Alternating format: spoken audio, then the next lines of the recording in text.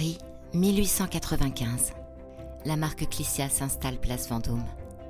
Le premier institut de beauté au monde ouvre ses portes. Par la suite, sa prestigieuse école esthétique.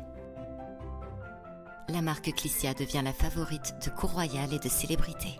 Ses cosmétiques sont distribués dans 40 pays, jusqu'aux Amériques et la Chine. Clicia produit plus d'1 millier d'articles, parfums et soins du visage. Clicia, un siècle plus tard, vous propose des soins riches de son savoir-faire et ses secrets d'excellence. Des rituels chronobiologiques matin, soir et week-end. Clicia, le temps est mon partenaire.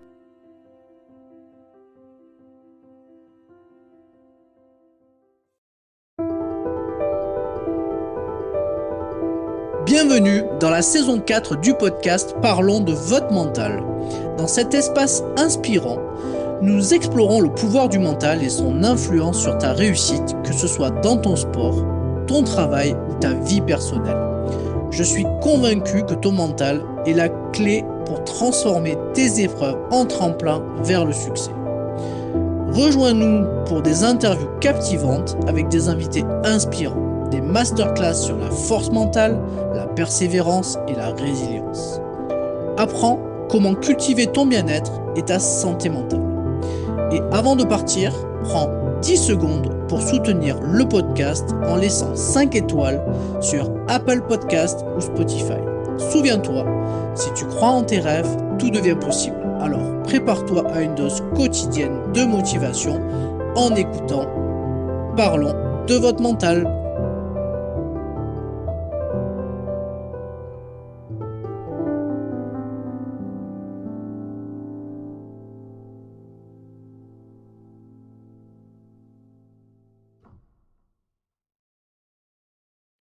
Bienvenue à toutes et à tous pour un nouvel épisode de Parlons de votre mental. Aujourd'hui, je me déplace à la rencontre de Halima.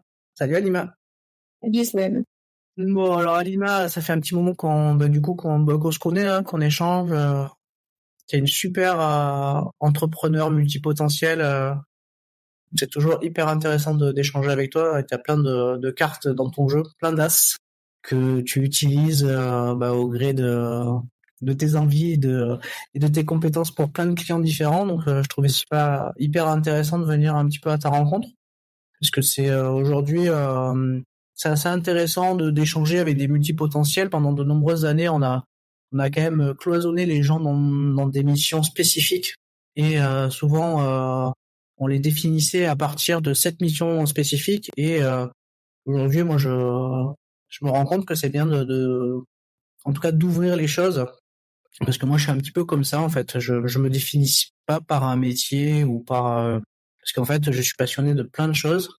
Et cette compétence, du coup, elle se limite pas à une seule chose. Et souvent, quand on est passionné, on creuse plein d'autres compétences. Et ça nous permet d'avoir finalement, un peu comme un arbre, plein d'arborescences de compétences qui nous permettent d'aider plein de gens différents dans des domaines différents. Et du coup, on devient des personnes quand même très polyvalentes et très adaptables sur plein de missions. Et souvent, ce qui est intéressant, c'est que ces missions-là, souvent, elles se croisent. Et du coup, on peut interagir les unes avec les autres, ou alors mieux collaborer avec des groupes de personnes qui ont des interactions dans des postes différents pour mener à bien un projet. Alors, c'est intéressant ce que tu dis, Seb. Bon, déjà, merci d'avoir pensé à m'inviter sur ce sujet. C'est très intéressant parce que, tu vois, la plupart des collaborateurs avec qui je travaille, ils me font la réflexion. Tu vois, il y a des termes qui reviennent assez souvent. C'est comment tu fais pour rester concentré avec les différents projets sur lesquels tu travailles, puisque mes clients, mes collaborateurs sont dans des secteurs et des domaines d'activité qui sont vraiment différents. On part de A, clairement, on arrive à Z assez facilement. Et donc, entre tout le processus se fait de manière, je vais pas dire dispatché parce qu'il y a quand même une structure dans ce chaos. Mais c'est un peu comme si nous, je vais dire nous, mais pas seulement les multipotentiels, parce que je pense qu'il y a d'autres personnes aussi qui fonctionnent comme ça. C'est comme si on avait besoin de ce chaos pour pouvoir prendre de la matière et être productif et être suffisamment créatif. Alors, je sais pas pour toi, mais du coup, comme on a ça en commun, et pour ceux qui nous écouteront, la difficulté parfois, c'est de rester un peu trop restreint. C'est-à-dire que quand on part d'une tâche définie, avec, tu vois, des règles précises, et ça accentue la difficulté. Moi, en tout cas, personnellement, j'ai du mal à travailler comme ça.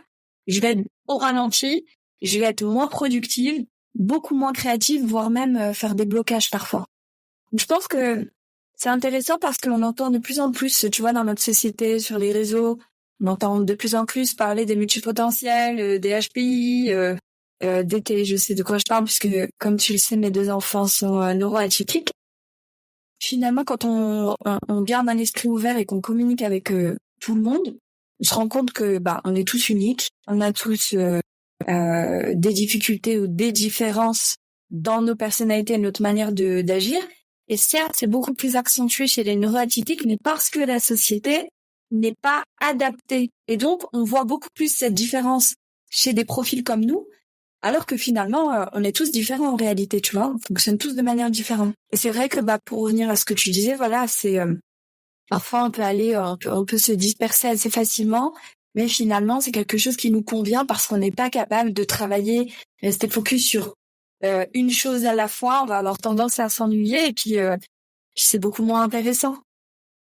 Exactement. En fait, moi aussi, je définis ça un peu comme dans le sport. En fait, on a besoin de faire de l'intermittence dans des domaines différents. C'est-à-dire que tu vas être hyper efficace 30 minutes sur un truc, tu vas le faire, et puis tu as besoin d'entamer une autre chose, de bien le faire, pour revenir ensuite à la première chose, pour continuer. Ça te permet d'être en plus créatif et d'avoir un recul sur ce que la première étape que tu as faite sur un projet, par exemple. Mais effectivement, j'étais avec cet exemple-là, tu vois, j'ai en tête depuis un très long moment le fait de faire un livre. J'ai commencé à l'esquisser, à monter le projet dans ma tête, et aujourd'hui, finalement, ça devient un peu plus quelque chose de concret, puisque finalement, en ayant trouvé une maison d'édition, je vais pouvoir commencer à l'écrire, tu vois. Mais avant ça, il y a eu plein d'étapes en fait qui m'ont amené jusqu'à ce projet-là en fait. Et c'est hyper intéressant. Et après, oui, on est tous différents. Et c'est un peu l'objectif de ce podcast en fait, c'est de montrer que donc le titre c'est Parlons de votre mental.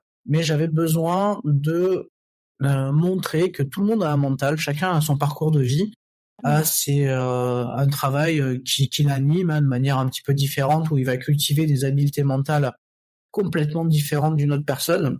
J'avais envie, par le fait d'aller interviewer des profils complètement différents, et pas que dans le domaine du sport, où tu sais que c'est un petit peu mon dada, mon ADN de départ, où finalement on en parle très souvent, mais que dans le sport. On n'en parle pas dans l'entrepreneuriat, on en parle très très peu dans le domaine artistique. Dans le monde des affaires, je pense que aujourd'hui tout le monde a besoin d'un mental, chacun le développe, sauf que je trouve qu'on n'en parle pas assez. Et je trouve qu'aujourd'hui on met en avant dans notre société la notion de performance. On parle de plus en plus de la notion de santé mentale, et je trouve que de lier les deux, c'est bien, tu vois, et d'en parler en allant voir en fait différentes personnes. Aujourd'hui, le podcast, il a quasiment 200 interviews. Et ça permet vraiment de pouvoir voir que aucune personne ne m'a défini à ce jour le mental de la même manière. Donc tu vois, chacun a sa cartographie du monde, chacun voit les choses en tout cas à sa manière, et c'est hyper intéressant quoi. Il y a une petite expérience qui est très intéressante à faire, ou en tout cas c'est un message pour les auditeurs. Essayez une fois, en fait, si vous êtes un groupe d'amis, vous rentrez un par un dans un endroit, et vous allez prêter attention à la pièce, et vous allez certainement porter votre intérêt sur quelque chose. Et chacun entre à son tour, et à la fin, vous allez voir, et ne serait-ce qu'échanger sur qu'est-ce qui a porté à votre attention, ce que vous avez vu, la première chose que vous avez vue en rentrant. Et vous verrez que très souvent, vous ne voyez pas du tout la même chose, et vous ne prêtez pas attention à la même manière aux endroits, et ce qui montre bien qu'on perçoit les choses d'une manière totalement différente d'un individu à l'autre. Et ça, c'est important de l'avoir en tête, en fait, parce qu'on est voilà. Donc ça, c'est important. Alors, du coup, on a compris, t'es entrepreneur, avec un E, un grand E. Tu fais plein de choses hyper intéressantes. Le podcast, j'aime bien le commencer par un portrait chinois, si tu es d'accord. Après, on reviendra sur ton parcours, mais on va commencer par un petit portrait chinois, ça va te mettre dans l'ambiance. Si tu devais être une couleur, Alima, quelle couleur choisirais-tu et pourquoi? Je vais donner une réponse atypique. Voilà. Je choisirais pas une couleur, je choisirais le noir, mais c'est pas une couleur, donc je choisirais la nuance qui est le noir. Le noir. Ouais, mais en plus, le noir, ça va avec tout. Je vais te donner une autre réponse. En fait, dans le noir, tu as tout, puisque la combinaison de toutes les couleurs, tu vois, forme cette nuance qui est le noir.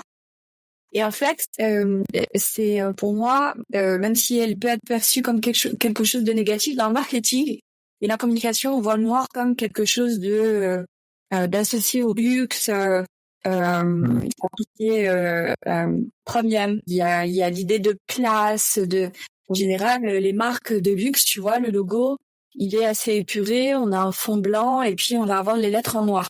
Pour moi, le noir, c'est un peu plus que ça, c'est l'espace nécessaire à la créativité. Parce qu'en fait, pour moi, c'est vraiment le néant à partir duquel tu peux extraire ce que tu veux pour former quelque chose. Je trouve que c'est je vais pas dire une couleur du coup, mais je trouve que c'est la plus belle nuance. Effectivement. Moi aussi, j'aime bien le noir. J'aime bien le blanc aussi. Le noir et le blanc, je crois que c'est mes deux couleurs préférées de loin. Si tu devais être un livre, est-ce que tu en as un en tête qui te parle, que tu choisirais? Ouais, mais c'est bizarre, genre, il y en a plein. Mais là, quand tu me parles, je pense au procès de Kafka. C'est un livre qui m'a beaucoup, beaucoup marqué parce que je trouve qu'il est très représentatif de ce qu'on peut ressentir quand on se sent en décalage dans la société. Alors, c'est pas du tout le même sujet. Dans le livre, on aborde d'autres sujets, mais la manière dont le personnage principal se sent dans la trame de l'histoire, je trouve que ça reflète très bien ce qu'on peut ressentir quand on est neuroatypique ou qu'on est en décalage. Si tu devais être le moment de la journée, lequel tu choisirais? Un moment de la journée. Le matin. Ouais, Alors le matin, hein. Il y a matin et matin. Alors, à l'aube, tu vois, entre 5h et 7h du matin, on va mettre une fourchette plutôt large, en fait avant que mes enfants se lèvent clairement, parce que c'est le silence total, que ce soit dehors ou à l'intérieur, et c'est un moment qui est vraiment, vraiment, vraiment propice à la créativité. Je pense que pendant ces heures-là, t'es capable de faire un million de choses qui te sont impossibles dans la journée parce que ça prend trop de temps. C'est vraiment un moment où tu t'es clair avec toi-même, ta vision elle est plutôt claire, t'es reposé. Ouais, moi j'aime bien bosser à ce moment-là. Ouais, quand tout le monde Quand tout le monde dort. souvent les créatifs, c'est soit très très tôt le matin, soit c'est très très tard le soir, sur des heures où en fait les gens dorment et le hibou veille. Ouais, c'est vrai. J'ai du mal moi les soirs. Moi, je dîne vite fait, hein. À 20h, ça pique. Ouais, ça dépend. Ça dépend. Ça dépend vraiment des moments. Moi, je suis plus du soir très très tard que du matin très très très très tôt. Mais après, voilà. Informatique, les ingénieurs, ils sont très souvent du soir. Ils sont structurés pour bosser le soir comme ça pendant des heures. Ouais. Ouais, c'est sûr. Après, c'est vrai qu'après, ça dépend des endroits où je suis, en fait. Quand je suis dans une région hyper ensoleillée, avec vraiment, en fait, je suis tellement happé par l'extérieur, la mer, le bleu, que en fait, je vais être plus productif la nuit parce qu'en fait, la journée, j'ai pas envie d'être dedans, en fait. Tu vois, je pense que c'est en région parisienne, tu vois, il fait pas souvent super beau. Enfin, tu vois, c'est assez aléatoire, mais du coup, on vit plus à l'intérieur, je trouve, qu'à l'extérieur. C'est vrai. Si tu étais une qualité, laquelle serais-tu? J'hésite entre deux, je vais dire la loyauté. La loyauté. Ah, c'est une belle qualité, la loyauté. Peut-être la principale. Être loyal avec les gens. Finalement, c'est un signe de grand respect envers les autres, quoi. La loyauté, je trouve. Ouais. Après, je sais pas. Tu vois, ça peut être négatif aussi parce que dans le développement personnel, par exemple, on nous pousse à nous libérer de cette loyauté qu'on peut avoir envers. Je vais te parler de Christian Junot qui a fait D'ailleurs, tu l'as jamais invité, ce serait une bonne idée parce que je pense que tu vas aimer sa personnalité. Christian Junot que je salue et que à travers qui je salue Kim surtout puisque c'est grâce à lui, donc Kim Benour, que j'ai pu faire sa rencontre. On était dans le désert et parmi les conférences qui ont été données, il y a eu celle de Christian et donc c'était sur l'argent. Et bizarrement, c'est l'intervention qui m'a le plus touchée, pas parce qu'il parlait d'argent, mais parce que tu te rends vite compte que derrière l'argent, il y a d'autres choses. Et donc, il y a eu cette histoire de loyauté et il peut arriver qu'un entrepreneur ou que quelqu'un qui a des projets, tout simplement, il puisse se bloquer, qu'il puisse bloquer sa réussite d'accès à la lumière parce que il a une certaine loyauté envers sa famille et que donc, quand tu viens d'un milieu qui est pas forcément, je crois pas défavorisé, mais voilà, un milieu, on va dire, milieu social moyen, voire plus faible, tu vas avoir cette difficulté à passer ce plafond de verre parce que tu te dis consciemment, oui, mais si je réussis, je suis plus du tout loyale à ma famille.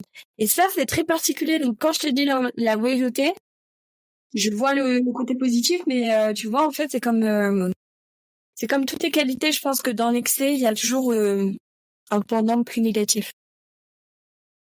Ouais. Après, moi, ce que je voyais dans la loyauté, c'est vraiment le respect de son entourage, le respect de ses valeurs, le fait d'être authentique dans la durée, dans le temps, être, tu vois, voilà, c'est pour moi c'est ça la loyauté, être, je le vois un peu comme ça, tu vois. Après oui, c'est vrai, après tu peux avoir différentes manières de percevoir, en tout cas la loyauté. Après, on peut aussi avoir la vision de quel que soit le milieu dont on vient. Alors après, si on vient dans le milieu bas, mais si tu réussis, tu tires aussi tout le monde vers le haut, quoi.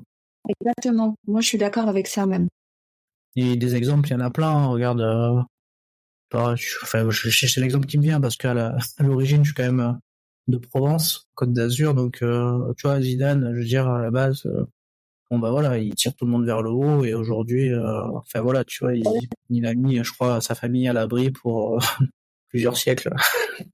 Et puis j'en ai plein des exemples, puisque finalement j'ai quand même la chance de rencontrer pas mal d'athlètes où des fois il y a des familles qui se sont sacrifiées au départ pour aider leurs enfants à financer un sport-études ou un centre de formation dans le sport. Et bon ben voilà, je dirais, quand derrière ils réussissent, bah quelque part, tu vois, il y a eu des sacrifices et des investissements de la famille, mais quelque part, ben voilà, je veux dire, c'était un projet finalement familial pour porter son enfant vers le haut et quelque part, bah, il tire tout le monde vers le haut aussi, quoi. Exactement. Donc ça, c'est chouette, quoi. En tout cas, je trouve que c'est des beaux exemples, en tout cas, de réussite sociale pour moi, tu vois.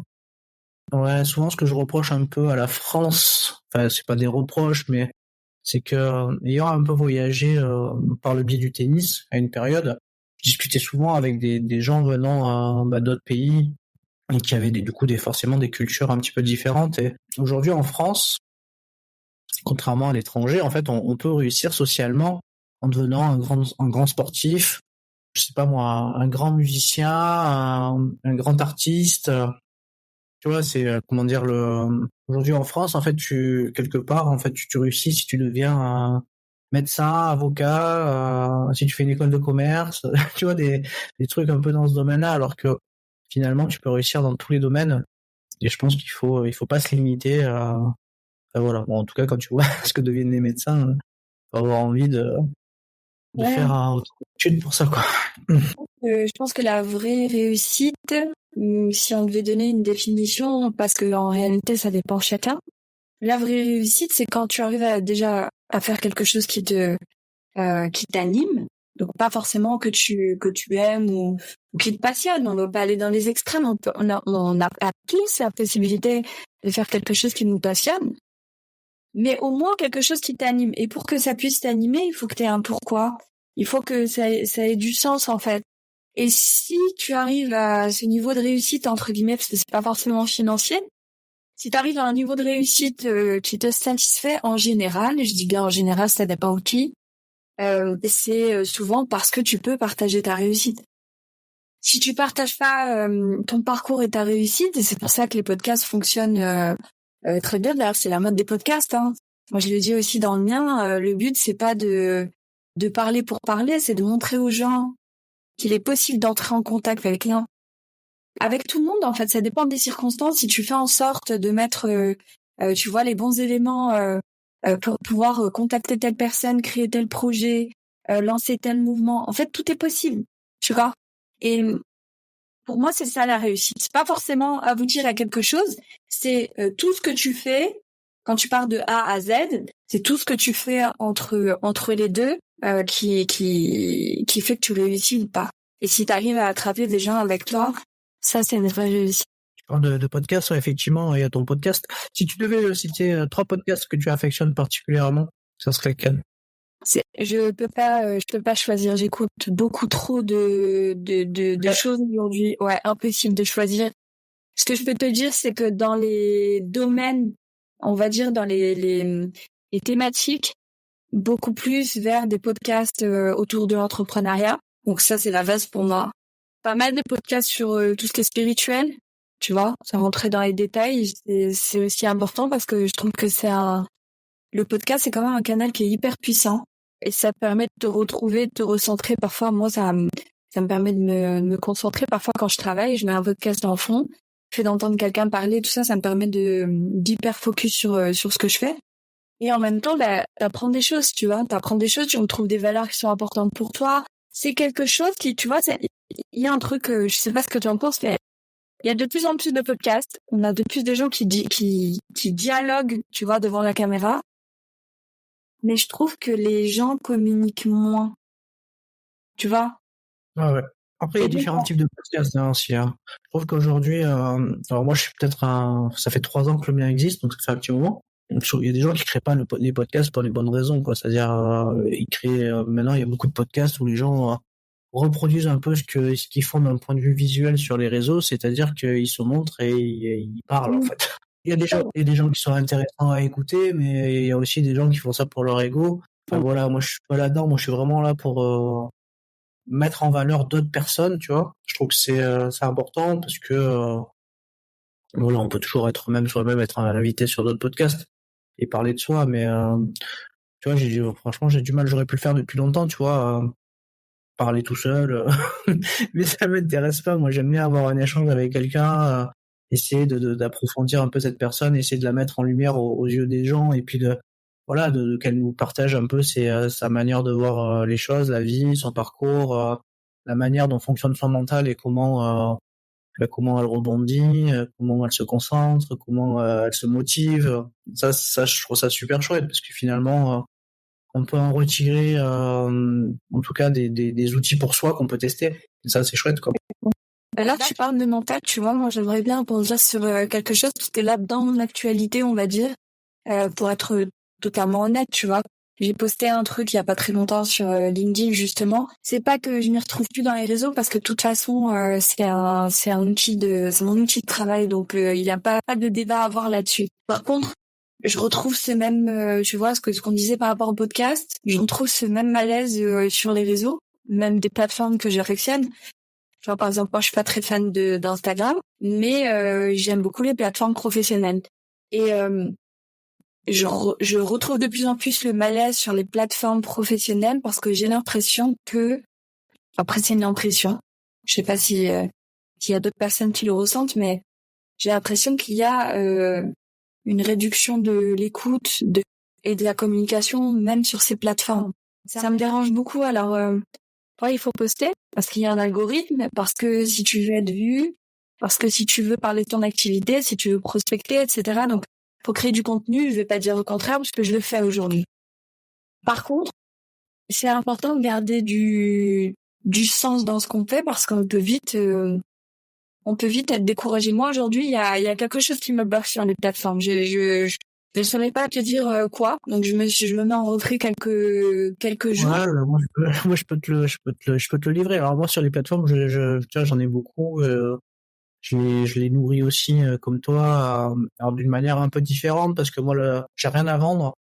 Et la seule chose qui m'intéresse, au contraire, c'est de mettre en lumière les interviews que je peux faire pour qu'elles puissent bénéficier à un maximum de personnes à travers les réseaux, quoi. Donc voilà, donc les réseaux sociaux, c'est la meilleure manière pour moi de faire la promotion du podcast et des personnes et des interviews. Donc c'est très souvent quand je poste quelque chose, je parle pas de moi, je parle des gens en fait. Je parle des gens que j'ai interviewés, je les mets en lumière, je les mets en avant. Et c'est vrai qu'aujourd'hui, bah ouais, c'est un peu tourné. Déjà, les algos, ils ont un peu évolué. Et je vois la différence de reach que j'ai sur LinkedIn, c'est à pleurer. Je suis passé du tout dans rien, mais j'arrive pas à l'expliquer, hein. Pourtant, il y a quand même pas mal d'abonnés. Mais bon, c'est pas grave, hein, ça m'empêche pas de publier, parce que mon objectif reste le même, c'est-à-dire mettre en lumière mes invités et leur mettre de la lumière dessus, parce que ça peut intéresser d'autres personnes. Et puis j'aime bien faire matcher les gens entre eux, tu vois. Je veux dire, il y a des gens qui ont différentes professions. Des fois, en écoutant un podcast, on se dit, ah tiens, elle a des belles valeurs, c'est sympa ce qu'elle fait, tiens, c'est exactement la personne que je recherche. Du coup, ça peut aussi susciter des collaborations grâce à ça, tu vois. Donc je trouve ça sympa. Exactement. D'ailleurs, un petit clin d'œil à la collaboration que tu as permis il y a quelques temps. Hein. Oublie pas, je sais pas si je peux donner la marque. Ah, la marque avec Clicia, c'est ça? Oui. Oui, tu peux donner la marque, il n'y a pas de problème. Tu peux donner la marque Clicia, marque de cosmétiques de luxe, qui est une très belle marque en fait, peu connue des Français, mais assez connue en tout cas à l'extérieur. Une marque un peu qui avait perdu un peu ses lettres de noblesse entre guillemets, parce que par sa non-présence finalement sur les réseaux sociaux et d'un point de vue RP. Mais c'est la première marque de cosmétiques de luxe française, créée dans les années 1890 ou par là. Et moi, ce que j'aime, c'est l'histoire de cette marque, dans le sens où cette marque, elle a été créée par une des premières femmes entrepreneurs, et c'était une Française. Et je trouve ça beau, en fait, parce que du coup, quelque part, c'est une femme qui a montré la voie, mais on n'en parle pas souvent. Et voilà. Ça existe encore aujourd'hui. Comme toi, cette impulsion pour créer quelque chose, ça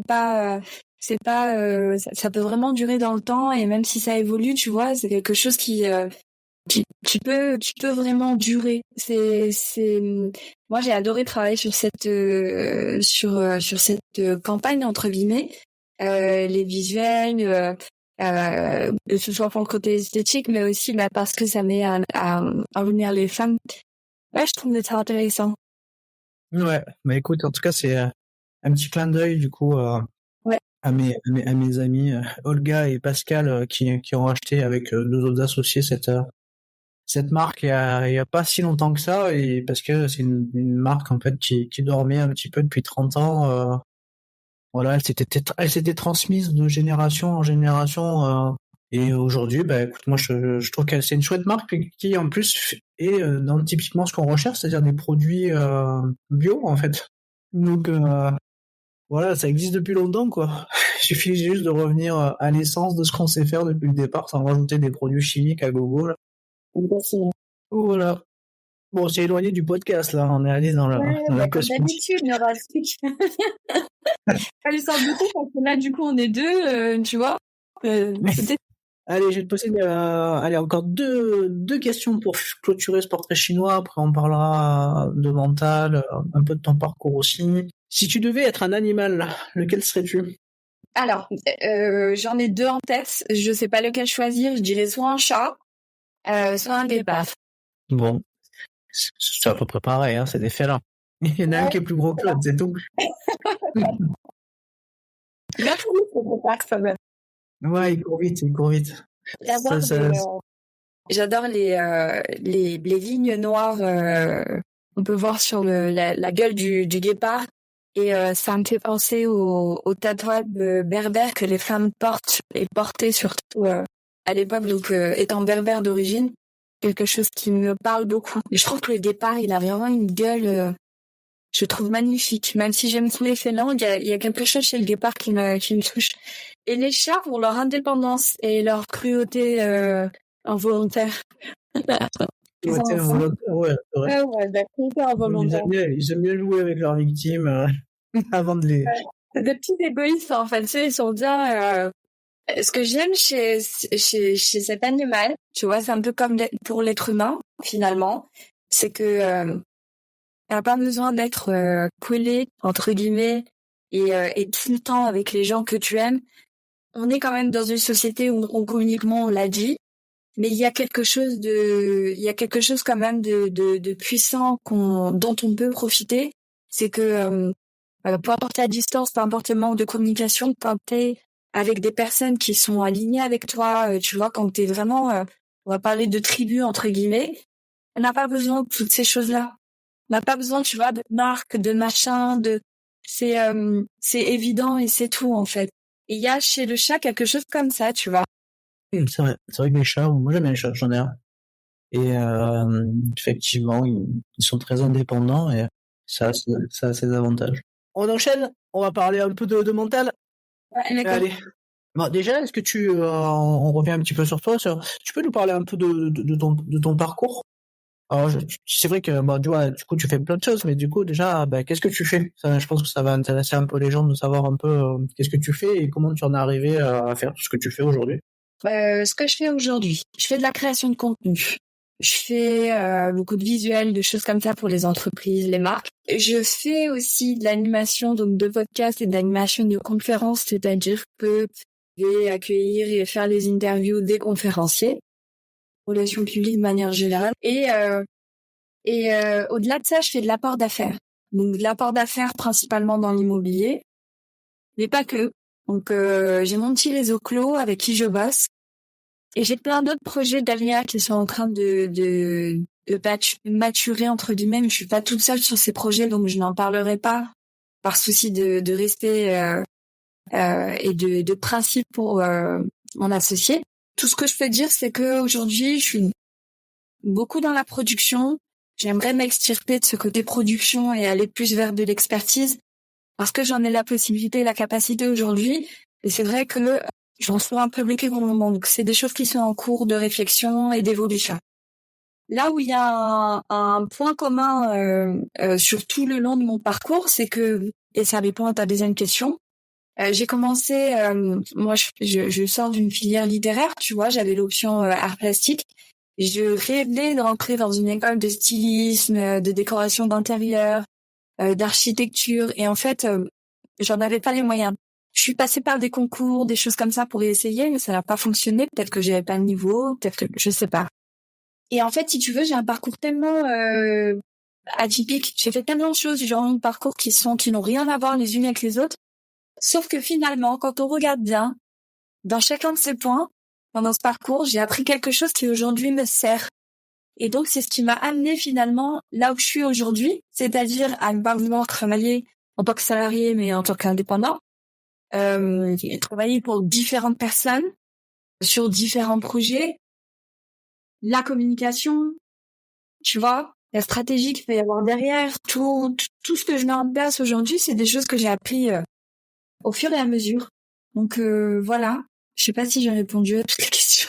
Oui, si, mais ça me parle beaucoup, hein. Je veux dire, c'est un peu comme ça que je fais tous les liens. Je veux dire, entre mon passé sportif, d'entraîneur, directeur sportif, toutes les, le fait d'avoir été formateur, et ensuite, après, tu croises tout, finalement, en fait, tout au long de son parcours, comme tu disais, on acquiert des compétences, hein. C'est pour ça que très souvent, il y a plein de gens qui font des validations d'acquis de l'expérience, parce que, au long de leur parcours divers et variés, du coup, ils capitalisent sur des choses qu'on apprend sur le terrain, que certains apprennent parfois à l'école, et des fois il y a des choses qu'on n'apprend pas à l'école et qu'on apprend mieux sur le terrain. Exactement. Et c'est quelque chose qui est important de faire, c'est-à-dire capitaliser sur chaque expérience qu'on a, positive comme négative, hein, j'ai envie de dire, parce que souvent il y a des expériences difficiles qui nous permettent aussi de nous élever, hein. Donc mais c'est même plus souvent quand on chute qu'on progresse encore plus vite, en fait. Donc si on peut éviter, c'est bien, mais souvent ça fait progresser, quoi. Ok, tu fais plein de choses et tu es en transformation vers d'autres objectifs, parce que c'est vrai que c'est créé, moi qui crée beaucoup pour mon podcast, c'est vrai que c'est chronophage, alors moi je le fais pour moi, mais quand tu le fais pour les autres, à un moment donné, c'est bien, mais ça peut être aussi, on peut arriver à court d'idées des fois quand on est pas pour soi. Bon, c'est pas quelque chose que je vais arrêter, hein, tu vois, ça me plaît. Ouais, j'ai compris. Non, mais tu vas vers comment dire, vers une transforme, enfin garder tout en faisant, comment dire, en élargissant le spectre, quoi, j'ai envie de dire. je pense que de toute façon, quand t'es dans la créativité, t'as tout le temps besoin tu vois, de faire évoluer les choses et de développer. C'est la suite logique, j'ai envie de dire, tu vois. C'est comme quand tu fais d'un podcast, tu écris, tu fais un livre, et puis ensuite je sais pas moi, tu vas peut-être aller vers rencontrer des gens, organiser des événements networking, tu vas peut-être aller vers l'organisation d'associations, des mouvements, en fait, il n'y a pas de, comme tu disais tout à l'heure, la pensée en arborescence, c'est pareil pour les actions, c'est que de toute façon, je pense pas, aujourd'hui en tout cas, c'est de plus en plus difficile, même pour les non neuroatypiques, c'est difficile de rester, tu vois, sur le même, sur une même activité. Je pense que c'est devenu quelque chose ça devient de plus en plus normal de faire beaucoup de choses. Alors, on va dire ça comme ça. Oui, de toute manière, aujourd'hui, il va être flexible, en fait, tout simplement. Je trouve que c'est deux qualités qui sont hyper importantes. Et quand on les passe, c'est un peu plus compliqué, parce que aujourd'hui, de toute façon, c'est en mouvement, donc forcément, si toi, t'es pas aussi en capacité d'être dans le mouvement, ça devient, tu restes sur place, quoi. Donc, c'est un peu, tu sais, la philosophie que j'avais quand j'étais entraîneur, de toujours me dire que je devais avoir un coup d'avance, être tout le temps en perpétuel progrès, avec la technologie, les éléments scientifiques, toujours pareil, on est avec le sport, mais la psychologie du sport, la technique, enfin voilà, tout ce qui faisait que le sport avance et progresse pour pouvoir être toujours un entraîneur à la page et être en capacité d'accompagner mes athlètes et à pas arriver à un moment donné à être sur un plafond me dire bon je peux plus l'accompagner, il faut que je le laisse partir, tu vois. Mais mon objectif c'est donc voilà. Ok, on va parler de mental. Ouais, go. Allez, si tu veux définir ce mot, le mot mental, toi tu le définirais comment? Alors, comme d'habitude, je vais donner une réponse complète et chiante. Pour moi, le mental tout seul, ça ne veut rien dire. En fait, c'est un peu comme quand on te dit oui, quand t'as un choix à faire, c'est que t'as raison. Il n'y a pas de cœur ou raison. Et tout est connecté, en fait. Et donc, pour moi, le mental, c'est l'ensemble de comment tu te sens, ce que tu fais, avec qui tu es, et qu'est-ce que tu es. Et il y a une question de limite. Il y a vraiment une question de limite. C'est-à-dire que quand quand t'es dans une de bonnes conditions et que mentalement tu vas bien, c'est-à-dire que quand t'es dans une bonne santé mentale, tu as pas cette question de limite, t'as pas cette question de limite, t'as l'impression que tout est possible. Et puis les seules limites que tu vas rencontrer, ça va être celles que tu imposes, que tu t'imposes, ou que tu imposes aux autres pour pas qu'ils viennent empiéter sur ta bonne santé. Et puis il y a aussi le mental avec une autre limite, tout à fait différente, qui est celle qu'on ne maîtrise pas. Donc, il y a cette limite, un peu tôt pour le burn-out, c'est qu'il faut s'arrêter, il faut ralentir un peu, sinon ça risque de mal aller derrière. Donc, en gros, pour résumer, pour moi, le mental, c'est l'ensemble de plein de choses en même temps. Ok. Une réponse, comme tu m'as dit. Tu m'as amené loin. Non, mais en fait, ouais, t'as raison. En fait, dans le mental, souvent, on peut voir le mental comme parce que souvent on en parle de la préparation mentale, donc des outils pour nous aider à être mieux mentalement. Mais il y a des gens aussi qui voient le mental plutôt sous l'angle spirituel. Donc en fait, ça appartient vraiment de manière un peu différente à chacun. Carrément. Comment t'en prends soin de ton mental? Comment tu le développes? Moi, je suis pas la bonne personne pour répondre à cette question. J'en prends pas soin du tout. Alors, je vais te dire plutôt comment j'arrive à me ressourcer en dessinant, en créant, en cuisinant. En fait, tout ce qui est lié à la créativité, ça me permet de me ressourcer mentalement. Donc ça, je le fais régulièrement entre 2-3 tâches professionnelles, parce que si je le fais pas, je m'épuise. Là, je suis plutôt épuisée, tu vois, ce qu'il faut faire. Donc, je pense que revenir vers les personnes qu'on aime, passer du temps avec les gens qu'on aime, passer du temps seul aussi avec soi, c'est super important. Par exemple, ça fait très longtemps, je suis arrivée à cette saturation. J'ai pris 2 jours, c'est pas énorme, hein, 2 jours c'est pas assez, mais c'est tellement rare que j'ai pris la décision et je me suis imposé ces 2 jours en me disant, pendant ces 2 jours, même si je sais que j'ai énormément de travail, il faut pas que je bosse. Il faut vraiment pas que je bosse. Il faut que j'arrive à me recentrer pour que je puisse revenir et ressortir de moi pour disperser mon énergie encore, tu vois, là où elle est demandée, là où elle est nécessaire. Donc c'est hyper compliqué de répondre à cette question. Par contre, ce que je peux te dire, c'est que je suis entourée de coachs, d'experts en neurosciences, etc. D'ailleurs, je les embrasse tous, Claudia, Kim, Ludovic, qui est pas du tout dans le coaching en bien-être, qui est dans l'immobilier. D'ailleurs, tu l'as déjà interviewé. L'immobilier entrepreneuriat, mais qui lui aussi a un aspect bien-être. Finalement, toutes les personnes, tu vois, avec qui je travaille et que j'ai rencontrées dans ma vie, elles ont toutes cette appétence, cet intérêt pour le développement personnel et le bien-être. Oui, mais après, du coup, ça peut être des inspirations que de les écouter, échanger avec eux.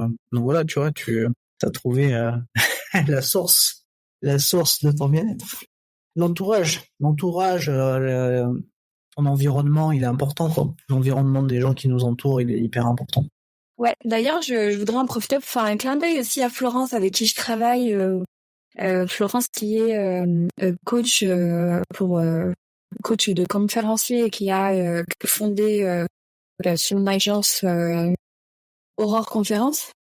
Tu vois, aussi en travaillant avec elle, j'ai l'occasion de rencontrer différents profils. D'ailleurs, il y en a pas mal qui sont passés aussi dans ton podcast que j'ai découvert via son agence. Et en fait, c'est une année finalement. Cette année, on a pu bosser ensemble. C'est une année, où j'ai pu prendre conscience de la puissance du mindset et la puissance des habitudes, de la manière de penser, des actions qui sont posées, de tous ces différents profils et comment ça peut influencer leur vie. Et donc, moi, je me rends compte de tout le travail que j'ai à faire pour, tu vois, vraiment être aligné avec ce que j'ai envie de faire. Et c'est pareil quand je travaille avec Kim, on en parlait tout à l'heure, tu vois. C'est pareil parce que lui, au niveau du mentorat, quand il m'accompagne en tout cas, il y a ce message de comment est-ce que tu décides de ta vie, c'est-à-dire qu'est-ce qui va pas dans ta vie, qu'est-ce que tu veux changer, qu'est-ce que tu décides de faire, et alors poser des actions de manière concrète et apporter des solutions au quotidien. C'est des choses que j'ai faites, donc il y a eu de l'évolution en matière de bien-être mental, et c'est pas terminé, tu vois. Je pense qu'on n'a jamais fini de s'améliorer. Je crois que, de toute manière, c'est jamais terminé jusqu'à la fin, en fait. Ouais, exactement. Je crois que Enfin. on est tout le temps en mouvement, on est tout le temps. Alors, c'est vrai que des fois, on peut avoir des périodes d'arrêt, tu vois, donc je peux en parler. Ces périodes d'arrêt, il faut s'en servir aussi pour re-questionner son why, ce qui fait sens pour nous, ce qui fait pas sens. À un moment donné, les coups d'arrêt sont, en tout cas, moi, je crois en tout cas à ces choses-là, c'est-à-dire ils viennent jamais pour rien, en fait. Ils arrivent à un moment donné où ça doit arriver, et c'est souvent des carrefours où tu dois faire des choix dans ta vie, et cet arrêt-là te permet de les faire. Parce qu'autrement, bah voilà, c'est comme quand tu arrives à un rond-point, bah il faut à un moment donné, bah il faut s'arrêter pour pouvoir aller dans le rond-point et prendre la direction que tu as envie, quoi. Ok, on a parlé du mental, on a compris du coup comment tu te ressources, que tu es bien entouré, donc ça c'est super. Que t'as compris la nécessité et le besoin de te reconnecter à toi-même par moment pour te ressourcer et repartir et remettre de l'énergie dans tes projets. Comment tu développes ta confiance? Est-ce que de base, en fait, je rencontre différents types d'individus. Il y a des individus qui, quand je parle de confiance avec eux, me disent que dès le départ, en fait, ils ont toujours été confiants en eux, ils ont osé. Donc en fait, leurs parents les ont, accompagnés dans le fait, ose, mets-toi en action. Et puis le fait de, voilà, ça a permis de leur faire grandir leur confiance, et ils avaient bien évidemment l'estime de leurs parents pour se lancer, parce que quand on est enfant, souvent on a peur de faire des trucs, et et les parents qui disent bon ben voilà, s'il tombe, il se relèvera, et puis il y a ceux qui ont peur qu'il tombe, donc en fait ils les mettent dans des trucs, ils sont sûrs de tomber. Toi, t'es dans quel dispositif? C'est-à-dire que ta confiance elle s'acquiert par le temps, l'expérience, les apprentissages, ou t'es quand même quelqu'un qui avait confiance au départ quand même? Je vais dire un peu les deux. Je vais essayer de donner une réponse courte, pas trop compliquée. Déjà, je fais un gros coucou à ma maman qui est toujours là pour me soutenir. Donc, maman, merci. J'ai absolument pas confiance en moi. Ça, c'est un truc qui depuis toute petite, hein, je suis très... je suis pas... tu vois, enfin... Quand tu m'as proposé de faire un podcast, la première chose que je t'ai dit, c'est possible de pas le faire avec la caméra. En fait, j'ai pas confiance en moi. Par contre, quand je suis dans le milieu professionnel, surtout dans certaines tâches en particulier, donc dans tout ce qui est réseautage, dans tout ce qui est impulsion pour créer quelque chose, dans tout ce qui va être premier pas vers, c'est pas confiance, je dirais plus que j'ai ce truc de j'y vais. J'y ai pensé, j'y vais, je le fais. J'essaye. Je veux parler avec un tel. Je veux essayer. En fait, j'en ai absolument rien à faire de me prendre des râteaux. Ça, c'est un truc qui me permet de gagner confiance en moi. Donc, j'ai envie de dire aux personnes qui nous écoutent, si elles n'ont pas confiance en elles, c'est pas un signe de je vais pas être capable de. En général, c'est rare de trouver des personnes qui ont totalement confiance en elles dans tous les domaines. Maintenant, il faut dans ce moment de doute, il faut y aller. C'est comme quand tu sautes, tu vois, quand t'es au-dessus du plongeoir, t'as ce petit moment où tu dis non, je peux pas y aller, ça. En fait, c'est pile à ce moment-là qu'il faut y aller, faut sauter. Et en fait, quand t'arrives dans l'eau, tu te dis ah punaise, c'était trop bien, je veux recommencer, tu vois. Et en fait, c'est exactement la même chose. Maintenant, c'est vrai que j'ai quand même la chance incroyable d'avoir une maman qui est ouverte d'esprit, c'est-à-dire que quand j'ai voulu aller sur Paris pour faire ma formation, elle m'a pas dit non, tu restes là. Elle m'a dit, écoute, si c'est pour toi, si c'est une bonne chose pour toi, vas-y. Je travaillais pas à l'époque, donc elle m'avait aidé à financer ma formation. J'ai remboursé après parce que chez nous, c'est très important, tu vois, ce type de valeur. Et pourtant, j'oublierai jamais que c'est elle qui m'a donné cette possibilité, tu vois.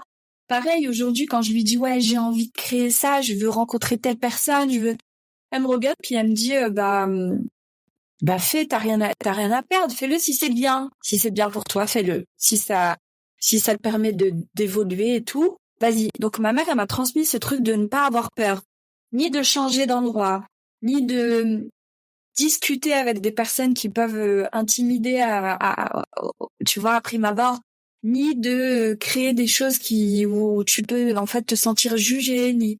Donc voilà, pour ça je la remercie. Et pour les gens qui écoutent cette réponse, j'espère qu'elle sera assez claire. Ah ouais, t'avais dit qu'elle serait courte, hein? Ouais. Je tiens pas mes promesses. Ouais, si, tu les tiens. Non, après c'est vrai que en tout cas non, c'est chouette. En tout cas, c'est vrai que le rôle moteur des parents dans le fait d'être encourageant, c'est quand même quelque chose d'important. Moi, souvent quand j'étais entraîneur, souvent il y avait des parents qui voulaient prendre la place du coach en oubliant leur rôle de parent, et souvent j'essayais de travailler avec eux dans le sens que c'était bien en fait qu'ils laissent la place au coach dont c'était le métier, et qui restent dans leur rôle de parents pour encourager leurs enfants dans la victoire comme dans la défaite, et qui tiennent ce rôle-là, parce que à partir du moment où ils prenaient la place du coach, entre guillemets le rôle du coach, en fait très souvent ils avaient des caractères un peu jugeants sur la performance, et ce qui n'était pas de leur compétence. Je veux dire, après si le comportement il était pas adéquat sur le terrain, tu vois, mauvais comportement, bon voilà, ouais, c'est de l'éducation, tu vois. Mais après, ouais, du coup, on essaie de toujours travailler là-dessus, parce que par expérience, et après avoir travaillé quand même de nombreuses années dans l'accompagnement de sportifs, je m'étais rendu compte que quand les parents s'initiaient dans le fait d'être coach, très souvent, ils entretenaient ensuite des relations conflictuelles avec leurs enfants. Donc ça devenait très compliqué en fait. Comment en fait quand tu commences en fait, c'est tes parents qui t'accompagnent aux compétitions, tu vois, donc les retours en voiture après les défaites, les machins, les trucs, ça devenait en fait ouais, on t'accompagne mais on veut du retour sur investissement, donc il faut que ça gagne. Ouais. Ouais. Donc ça mettait quand même beaucoup de pression et puis du coup bon, je trouvais ça pas très génial pour l'épanouissement déjà du jeune dans son activité sportive et puis sa construction en tout cas avec ses parents parce que les parents ils doivent être soutenants quoi. Je veux dire, quels que soient les choix qu'on va faire, c'est important d'être soutenant et de croire dans les projets de ses enfants tout simplement et de les accompagner au mieux quoi. Tu m'as parlé du regard des autres. C'est quelque chose, t'as dû t'en affranchir ou t'as travaillé dessus ou au final depuis toujours en fait t'en as fait qu'à ta tête sans forcément t'en préoccuper. Non, moi je fais vraiment la plus grande partie de ma vie, elle est quand même dictée par moi-même, c'est-à-dire que je m'en fiche vraiment de ce que les autres pensent. Par contre, le regard de l'autre, il est, quand il arrive présent dans la vie de tout le monde, et on a tous, tu vois, un rapport spécial à ce regard justement d'autre. Moi, je vais avoir plutôt je vais questionner cette histoire de regard de l'autre quand il s'agit de me montrer, j'ai beaucoup de mal avec ça, tu vois. Mais par contre, quand c'est du face à face, quand c'est en direct pour des rencontres, des vrais échanges humains, ça me pose jamais le problème en fait. Avant, je pensais que j'étais pas du tout sociable. Mais je me suis rendu compte que si, en fait, je suis très très sociable et que j'aime rencontrer, j'aime discuter, échanger, mais c'est toujours si c'est dans une bonne énergie, tu vois. Si c'est dans une bonne énergie, si j'apprends quelque chose, si j'apporte quelque chose aussi à l'autre personne, et si on se tire vers le haut. Si c'est juste pour être avec des gens, non, ça m'intéresse pas. Et donc, pareil, le regard de l'autre, attirer le regard de l'autre juste pour attirer le regard de l'autre, ça m'intéresse pas du tout. Si j'ai pas un truc à partager, à donner ou à créer, ça m'intéresse pas. Est-ce que c'est important dans mes choix? Non, pas vraiment, parce que je m'en fiche de prendre des avis, mais je finis toujours par faire, tu vois, ce qui me semblait bien. En revanche, le regard, il peut être pesant, surtout aujourd'hui, mais je crois que ça concerne tout le monde, parce que même mes clients m'en parlent. Dans la création de contenu, il y a parfois la nécessité de se montrer, et puis ça pose problème à beaucoup, beaucoup de gens, tu vois. Ben oui. Ben oui, après, c'est bien aussi de se montrer, ça permet de se différencier des autres aussi. Ouais, mais alors est-ce que aujourd'hui, étant donné que tout le monde se montre, est-ce que c'est vraiment une manière de se différencier? Ça, c'est une autre question, tu vois. Bah, ça dépend après comment tu le fais, quoi. Ça dépend comment tu communiques, voilà, comment tu le fais par rapport aux autres aussi. Et, après, tu vois, moi, je suis vraiment pour les vraies rencontres, quoi. Ouais, moi, j'aime bien utiliser le virtuel pour rencontrer les vrais gens, en fait. Tu vois, Ouais. je trouve que c'est important, quoi. Je veux dire, le virtuel, ça reste le virtuel, et on le voit bien sur des réseaux, quoi. Mais ça m'est arrivé de rencontrer des entrepreneurs et une fois sur un événement et je crois que c'était des premières fois et j'en ai vraiment rencontré beaucoup et qui sont présents sur différents réseaux et je me suis rendu compte en fait du décalage qu'il pouvait y avoir en fait, qui était parfois énorme, tu vois. Pas des gens qui disent je travaille 4 heures par jour, je gagne 10K par mois et puis puis au final tu discutes avec eux, tu te dis ils gagnent pas 10K par mois quoi, ils gagnent 10K tous les 10 ans quoi. Ouais, tu vois, tout à l'heure on parlait des plateformes, c'est un des trucs qui me gêne aussi beaucoup, c'est qu'aujourd'hui quand tu vas, quand tu même si c'est peu importe pour toi, pour le travail, pour le plaisir, tu vas sur les plateformes, t'entends que ça, des gens qui sont passés de 1000 à 10K, des gens qui ont fait 30K parce que truc exceptionnel, ils ont participé à machin, et puis bim bam boum, ça. Alors, bien sûr que ça peut fonctionner. C'est l'autopromotion en fait de leur réussite, de leur méthode, et après ils en font tout un pataquès qu'ils essayent de vendre à d'autres, voilà. Après, bon, il y a beaucoup de fake, hein. Je pense qu'il doit y avoir 1% de trucs vrais et 99% de fake. J'aimerais bien faire une étude là-dessus. Ça serait intéressant, une étude scientifique, c'est rudement menée sur les... demandé au juge Zaki, je sais pas où on peut là dans le podcast, tu sais. Ah oui, j'adore lui. Ouais. Bah, justement, lui, il blague pas avec ça, tu vois, c'est marrant parce que ouais, tu te rends compte qu'il y a quand même beaucoup de d'arnaques quand même sur les réseaux. Alors, faut pas jouer avec la vie des gens, tu vois. En fait, c'est ça. Regarde, dernièrement, là, j'ai vu c'était sur l'émission avec Élise Lucet, c'est ça? Élise Lucet? Ouais, je crois que c'est ça. Où en fait, elle interview un influenceur qui a fait faire des investissements financiers dans je sais pas quoi, plus si c'est de la crypto-monnaie ou si c'est autre chose. Et en fait, tous les gens, ils ont perdu leur argent, quoi. Je veux dire, tu vois, il a aucun remords, le mec. Ouais. De blagueur, non? Je sais pas comment il s'appelle, c'est un influenceur, Ouais, c'est moi. mais tu savais le nombre de fois où je reçois des messages pour que ce soit sur le nombre de sollicitations que j'ai pour la crypto, le machin, les investissements, enfin. Ouais. Et franchement, investissez dans la pierre elle reste, elle bouge pas. Et le marché il peut être fluctuant, mais en tout cas ça s'envole pas.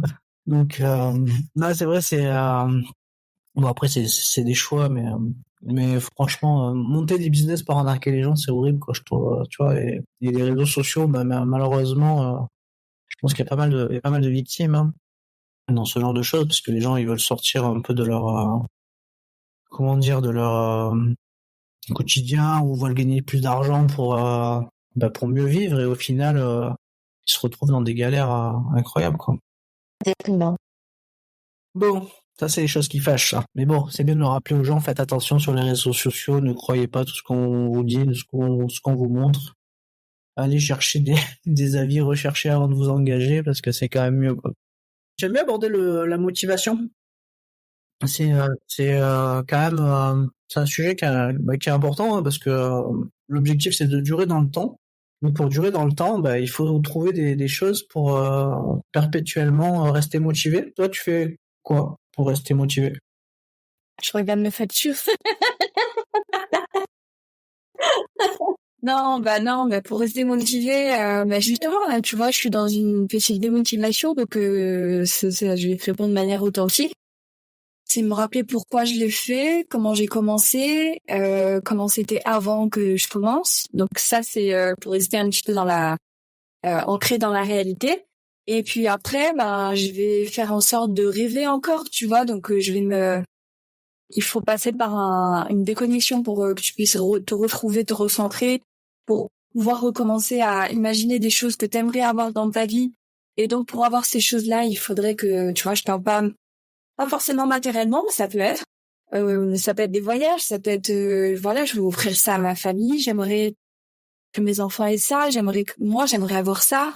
Et en fait, bon, j'y suis pas du tout, hein, tu vois, moi, je suis pas dans la vente de rêves, même si j'ai rien contre ça, mais j'ai pas encore atteint mes objectifs, tu vois. Et donc, pour atteindre ces objectifs, il faut que je reste motivée. Donc ça, c'est lucidité. Tant que j'y suis pas arrivée, faut que je continue. Et puis, après, je pense quand même fondamentalement, quand t'aimes ce que tu fais, quand tu travailles avec des personnes que tu apprécies aussi, tu restes quand même motivé, quoi qu'il arrive, tu vois.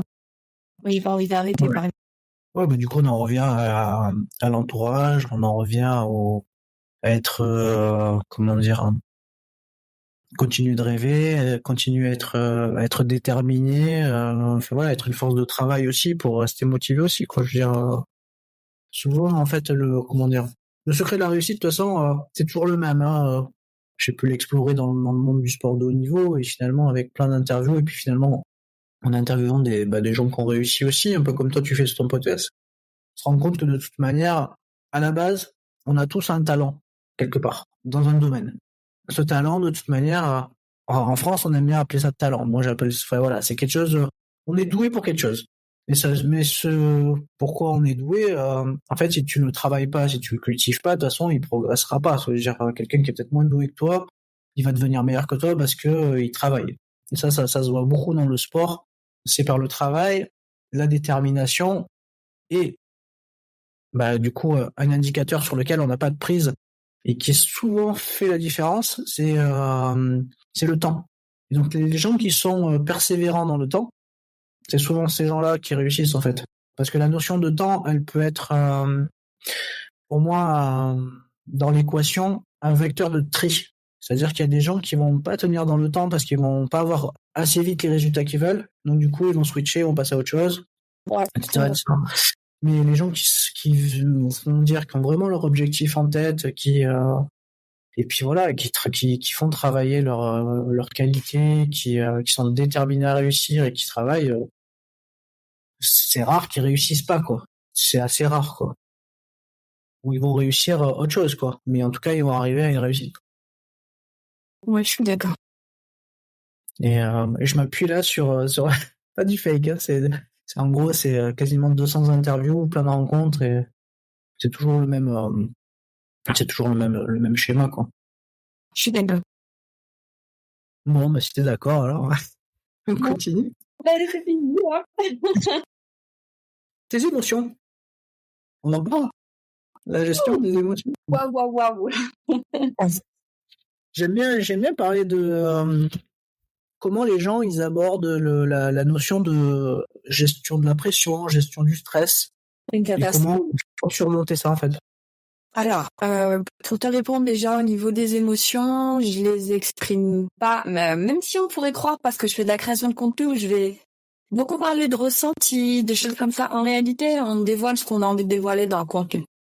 Alors, très honnêtement, mes émotions, je les livre à très peu de personnes et je sélectionne. Maintenant, la gestion des émotions, c'est autre chose. C'est quelque chose qui est compliqué de toute façon pour tout le monde. En étant hypersensible, ça peut être très compliqué pour moi. Par exemple, tout ce qui est lié au stress, avant un événement, quand je dois rencontrer un nouveau client, quand j'ai un gros dossier sur les bras, je sais que ça va être très compliqué. Je peux être très très sensible au stress. Par contre, c'est aussi ce stress qui va donner l'impulsion pour pouvoir aller jusqu'au bout, même quand t'es fatigué. Donc d'un autre côté, ça peut être un levier si tu sais t'en servir et l'utiliser pour avancer. Mais c'est sûr que c'est pas du tout agréable. Moi, j'aimerais bien me débarrasser de ça, tu vois. Si un jour j'y arrive, je serai la plus heureuse. Après, voilà, tu vois, on n'est pas parfait, on est des êtres humains. On fait comme on peut, avec ce qu'on peut. Et si je devais donner un conseil, ce serait, on n'a pas forcément les bons outils, on n'a pas forcément la bonne méthode pour gérer nos émotions. C'est certainement pas moi qui vais donner des conseils par rapport à ça. Par contre, moi, je prends ce fait et je le transforme en productivité. Quand je suis trop fatiguée, c'est pas possible. Je le crois et je le transforme en créativité. Donc, je vais aller dessiner, tout ça, ça va me calmer. Ou alors, je vais partir en voyage. Mais si je dois donner un conseil aux personnes qui nous écoutent, c'est si on n'a pas la capacité de gérer ses émotions, au moins essayer de se connaître au maximum. Tu vois, pour connaître ses limites et savoir quand est-ce que c'est trop, quand est-ce qu'il faut pas. Tu vois, il y a des moments, par exemple, où je vais pas organiser de rendez-vous et de réunions avec des collaborateurs parce que je sais que je suis dans un état de stress où je vais leur refouler mon stress, ça sert à rien. Donc, je vais être dans une communication plus facile. Je vais répondre aux messages, mais je vais pas engager la conversation. Je vais me replier un peu sur moi-même. C'est pas forcément la solution, mais c'est ce que je fais. Et le temps que ça passe un peu, puis après, il reprend dans une communication active. Voilà. Bon, après, il y a tout ce qui est gestion des émotions. Déjà, la première des choses je pense, à maîtriser, c'est savoir les reconnaître. Voilà, déjà reconnaître les émotions qui nous traversent. C'est quand même quelque chose d'important, notamment d'apprendre aux enfants, tu vois. D'apprendre aux enfants, c'est important souvent, ils sont traversés par des émotions et ils savent pas comment les gérer parce qu'ils savent pas à quoi ça fait état. Donc du coup, souvent c'est intéressant. Il y a plein de petits livres sympas pour les enfants, mais je me dis qu'ils sont sympas aussi pour les adultes aussi, tu vois. Et après, voilà, en fonction des émotions, de toute manière, quoi qu'il arrive, ton émotion, elle va te traverser. C'est comment tu vas la gérer, quels outils toi tu as pour personnellement, parce que chacun va la gérer différemment. Comment toi tu vas faire pour, en tout cas, vivre avec, parce que dans tous les cas, tu auras ton émotion. Donc, tu peux pas faire ça en fait. Il y a un super dessin animé là d'ailleurs sur les émotions, hein, ça s'appelle pour les enfants. Là. J'ai oublié. Qui en parle très très bien. C'est un super dessin animé. Pour montrer à tes enfants si tu veux. Je pense surtout à 2 livres, tu vois que alors j'en profite pour saluer Paul Fontaine qui sera un des porteurs de flammes lors des JO 2024. Paul qui est conférencier et qui évoque principalement le thème de l'amour. Alors dans sa globalité, du coup, tu prends toutes les autres thématiques qui sont associées. Son thème principal, c'est l'amour. Comment se dépasser, rapport à soi, aux autres, etc.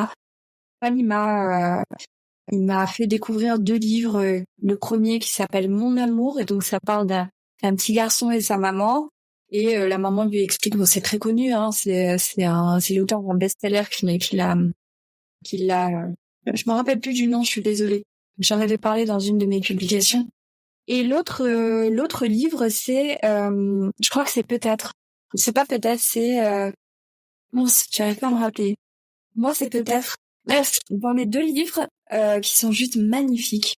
Et ce qui est intéressant, c'est qu'on s'adresse, le personnage principal est un enfant, sauf que je trouve que ça s'adresse beaucoup aux parents aussi, aux adultes de manière générale, et à l'enfant intérieur, tu vois. Le premier, il parle de l'amour, peu importe ce qu'on ressent, peu importe dans quelle situation on est, peu importe, tu vois, l'état de l'enfant, je trouve que c'est magnifique. Et puis le deuxième, il parle de ce truc unique qu'on a à l'intérieur de soi, qui peut nous faire sentir en décalage, et finalement, on se rend compte que ça peut être une force et que ça nous permet d'être qui on est censé être, en fait. Il y a de la place. Ouais, les deux livres, je les connais, je les ai. J'ai plus les références, donc les titres sont exacts. Mais du coup, je les mettrai dans les derniers épisodes. Ouais, elle est magnifique. Magnifique, tu vois. Quand tu me parles d'émotions, de gestion d'émotions, moi, je pense à ça, en fait. Je pense à ce type de livre. Je pense qu'il y a des gens qui ont vraiment la clé pour t'aider. Il y a des coachs, il y a des gens qui peuvent t'accompagner. Mais la base, c'est vraiment de comprendre qui tu es, de comprendre ce qui se passe. C'est le plus dur, tu vois. Et puis après, bon, bah, le reste, c'est des outils, des solutions pour améliorer. Et voilà. Souvent, comprendre qui tu es, il suffit aussi déjà, c'est bien d'apprendre à se connaître et voir comment on fonctionne, mais c'est toujours intéressant d'avoir une approche analytique de comment ça fonctionne dans ta famille, hein, tes parents, etc. Donc ça permet de trouver des clés dans ton fonctionnement aussi. Allez, j'ai une petite dernière pour toi, avant que tu clôtures par le mot de la fin de l'invité, quelque chose qui te tiendra à cœur de partager pour terminer ce podcast. Ma dernière question, avant ça, c'est souvent on entend que pour avoir une force mentale, il ne faut rien lâcher. Je voulais savoir un peu comment toi tu percevais cette phrase. C'est ça, d'accord. Je suis pas d'accord et peut-être que ça peut servir de mot de la fin. Pour moi, avoir une force mentale, c'est savoir quand il faut lâcher et quand il faut pas lâcher. C'est plutôt ça. Et parfois, lâcher, ça demande plus de force que ne pas lâcher, tu vois. Donc, ne pas lâcher, en tant que personne loyale, c'est sûr que ça me parle. Ça dépend. Ne pas lâcher toi, ça dépend. Et pourquoi? La persévérance et la résilience, c'est quelque chose d'hyper important dans la vie parce que de toute façon, ça se passe jamais comme on veut, tu vois. Il y a toujours des rebondissements, des choses qui vont venir te décourager. Le fait d'être persistant et perdurant et de savoir avoir cette persévérance, bien sûr que c'est important. Ne pas lâcher, ça fait partie des conséquences d'une force mentale suffisante, on va dire suffisamment forte. Par contre, le lâcher prise, pour moi, ça demande beaucoup plus de force. Et je pense que c'est quelque chose qui s'apprend avec le temps, ou peut-être avec des bons outils, avec, je sais pas, une bonne connaissance de soi. Et le lâcher prise, ça demande beaucoup, beaucoup plus de force, à mon avis. Ouais. Après, ouais, ça dépend. Et c'est pour ça que je te pose la question. Chacun voit les choses d'une manière un petit peu différente dans cette phrase. Mais t'as raison sur le fait de lâcher quoi en fait. Ça va dépendre un peu. Des fois lâcher ça fait du bien quoi. J'aime bien utiliser l'image de la montgolfière en fait. Souvent il faut se séparer, se détacher des sacs trop lourds pour pouvoir s'envoler. Ouais, c'est surtout les choses qui te sont pas utiles, les choses que tu te mets sur les épaules pour rien, ou des choses qui viennent de l'extérieur et qui sont pas nécessaires à ton évolution. Enfin, en fait, il faut juste se demander à soi de manière honnête qu'est-ce que j'ai envie de faire, qu'est-ce qui me rend heureuse, qu'est-ce que je peux apporter aux autres, qu'est-ce que j'ai envie d'apporter aux autres, qu'est-ce que je suis capable tu vois, d'assumer, de porter. Après, le reste, C'est pas important, tu vois. Non, mais écoute, Alima, merci beaucoup en fait pour cette belle interview.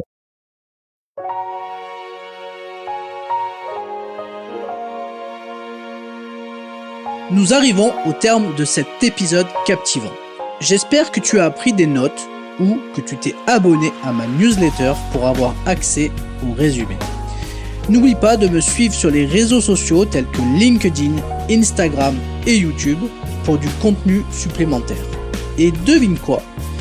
Tu peux me contacter directement sur mes réseaux sociaux pour bénéficier d'une séance gratuite où nous pourrons discuter de tes questionnements sur ta préparation mentale.